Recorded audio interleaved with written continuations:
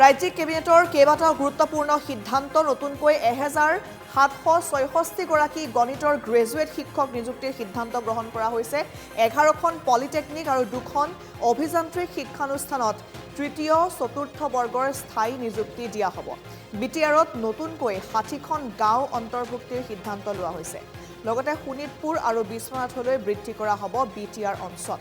মাতৃভাষা মাধ্যমৰ ব্যক্তিগত বিদ্যালয়ত আসন সংৰক্ষণ কৰিব চৰকাৰে আৰু ব্যক্তিগত বিদ্যালয়ৰ 25% আসন সংৰক্ষণৰ সিদ্ধান্ত লৈছে কেবিনেটত। এই আসনসমূহত দৰিদ্ৰ শিক্ষাৰ্থীক নামভৰ্তি কৰোৱা হ'ব। এই 25% আসনৰ ব্যয় ৰাজ্য চৰকাৰে কৰিব। ইংৰাজী মাধ্যমৰ বিদ্যালয়ত এই সুবিধা দিয়া নহ'ব। মাতৃভাষা মাধ্যমৰ ব্যক্তিগত খণ্ডৰ যিসমূহ বিদ্যালয় আছে সেই বিদ্যালয়ক উৎসাহিত কৰাৰ বাবে এই সিদ্ধান্ত লোৱা হৈছে। মৰাণ মটক স্বায়ত্তশাসিত পৰিষদৰ সদস্য 27 জনলৈ বৃদ্ধিৰো সিদ্ধান্ত লোৱা হৈছে। ক্ষুদ্ৰ ব্যৱসায়ীৰ আয় 5 লাখৰ বেছি হ'লেহে জিএছটিৰ ছফ্টৱেৰ নটিচ যাব বুলিও উল্লেখ কৰা হৈছে কেবিনেট বৈঠকত। অসমৰ স্কুলবিলাকত গ্ৰেজুৱেট টিচাৰ ছায়েন্স আছিলে আৰু গ্ৰেজুৱেট টিচাৰ আৰ্টছ আছিলে। কিন্তু আমি এটা অনুভৱ কৰিছোঁ যে স্কুলসমূহত যদি অংকৰ এজন শিক্ষক নাথাকে তেতিয়াহ'লে শিক্ষা ব্যৱস্থাটো শক্তিশালী হ'ব নোৱাৰে। অসমত গ্ৰেজুৱেট টিচাৰ মেথছ বুলি এটা নতুন শিক্ষকৰ পদ সৃষ্টি কৰিছে আৰু এই গ্ৰেজুৱেট টিচাৰ মেথছত আমি 1766 গৰাকী শিক্ষক শিক্ষয়িত্ৰীক নিযুক্তি দিয়াৰ বাবে সিদ্ধান্ত লৈছে।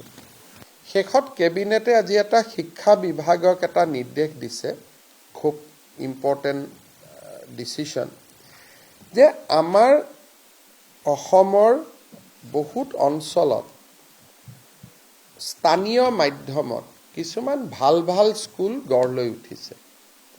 শংকৰদেৱ শিশু নিকেতন, জাতীয় বিদ্যালয়, বিভিন্ন আমাৰ বৰাক ভেলীত সৰস্বতী শিশু নিকেতন হ'ব, বিভিন্ন বিদ্যালয় য'ত নেকি ভাল ভাল স্থানীয় ভাষাৰ শিক্ষানুষ্ঠান গঢ় লৈ উঠিছে।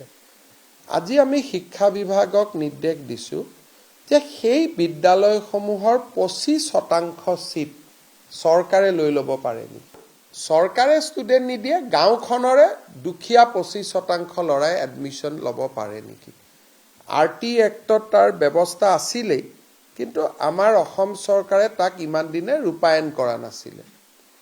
এইটো যদি ৰূপায়ণ হয় তেতিয়াহ'লে এই ধৰণৰ ভাল অসমীয়া মাধ্যমৰ বিদ্যালয়বিলাকত যিবিলাক সামাজিক সংস্থাসমূহে পৰিচালনা কৰে, প্ৰফিট মটিভ নাই, য'ত মালিক নাথাকে, কোনোবা নহয় কোনোবা সমিতিয়ে পৰিচালনা কৰে, তেনেকুৱা স্কুলবিলাকত যদি আমি 25% চিট দুখীয়া ল'ৰা ছোৱালীৰ কাৰণে আমি মুকলি কৰি দিব পাৰোঁ, এটা পৰীক্ষা লৈ পেলাই কম্পিটিশ্যন কৰি 25% ষ্টুডেণ্ট তেওঁলোকে ল'ব আৰু তাৰ ফিজটো যিয়ে প্ৰচলিত ফিজ নহওক কিয় ফিজটো ৰাজ্য চৰকাৰে দিব।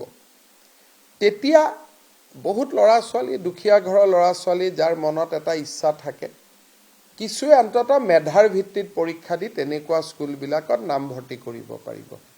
আৰু ইয়াত স্কুলৰ কোনো আমি ঠিক কৰি নিদিওঁ, যি স্কুলেই পঞ্জীয়নভুক্ত কৰে।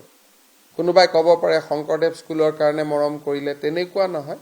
স্কুলখনেও পঞ্জীয়ন কৰিব লাগিব যে হয় এইটো আঁচনিৰ অধীনত মই 25% ষ্টুডেণ্ট ল'ব খোজোঁ।